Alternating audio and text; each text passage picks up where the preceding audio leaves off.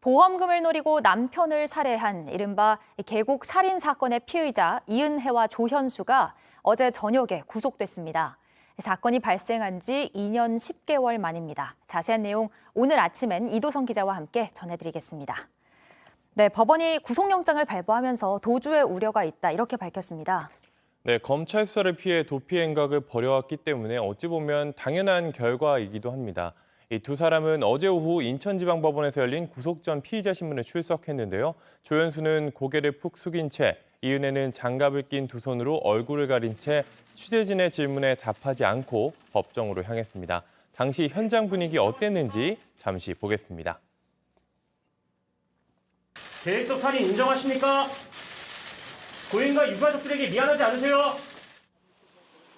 이은혜는 내연관계인 조현수와 함께 지난 2019년 6월 경기도 가평의 한 계곡에서 남편 A씨를 살해한 혐의 등을 받고 있습니다. 검찰은 두 사람이 수억 원대 생명보험금을 노리고 수영을 전혀 할 줄 모르는 A씨에게 계곡물로 스스로 뛰어들게 한 뒤 구조하지 않는 방법으로 살해한 것으로 보고 있습니다.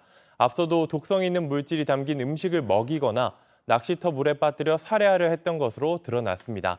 검찰이 두 사람의 혐의를 입증하려면 보험금을 노리고 피해자를 살해하려 했다는 결정적인 단서를 확보해야 합니다. 범행 과정에서 신체 접촉도 하지 않았고 119에 신고에 구조 요청을 하는 등 혐의를 피하기 위한 행동을 했던 것으로 보이기 때문인데요.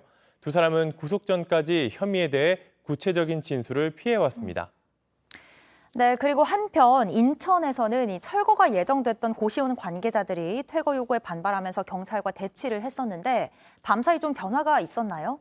일단 그제 오후 1시 40분쯤부터 시작을 했다고 하니까 41시간이 넘었습니다. 이 방송 전에 제가 경찰과 소방당국에 확인을 해봤더니 현장 상황은 어제 저녁과 크게 달라지지 않았다고 하는데요.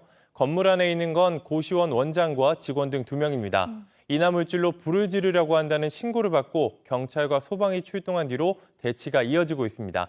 해당 건물은 재개발로 철거가 예정돼 있는데 퇴거 명령에 반발하고 있는 겁니다.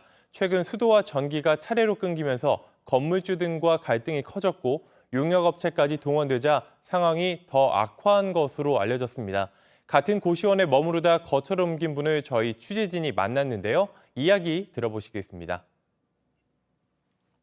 막았는데 밀어버리고 허리를 다쳤는데 왔다 용역분이 팔을 밀어가지고 엎어져가지고 뭐 전기도 끊겼고 좀 수도도 끊겼고 엘리베이터도 끊겼고 약간한테 밑에 있는 사람들이 자꾸 위협감을 줬고요. 대치 중인 관계자들은 이주 비용과 임시 숙소 등을 요구하고 있는 것으로 전해졌습니다. 먼저 이곳을 떠난 거주자들은 고령의 기초생활수급자들이 많다고 하는데 40만 원에서 50만 원 정도 되는 보상금을 받고 퇴거한 것으로 파악됐습니다. 경찰은 위기협상팀을 꾸려 대응하고 있고 소방당국도 만일의 상황을 대비하고 있습니다. 좀 빨리 해결이 돼야 될 것 같습니다. 그리고 정치권 소식도 하나 있죠. 더불어민주당이 서울시장 후보 공천에서 송영길 전 대표를 배제하기로 했다고요. 네, 더불어민주당 전략공천관리위원회가 공천 배제 결정을 통보했는데요. 송영길 전 대표는 입장문을 내고 반발했습니다. 지방선거를 사실상 포기하고 민주당을 파괴하는 자해 행위가 될 것이라고 했습니다. 함께 공천에서 배제된 박주민 의원도 소셜미디어에 글을 남겼는데요. 전쟁 같은 법사위 중에 라며 당황한 기색을 내비쳤습니다.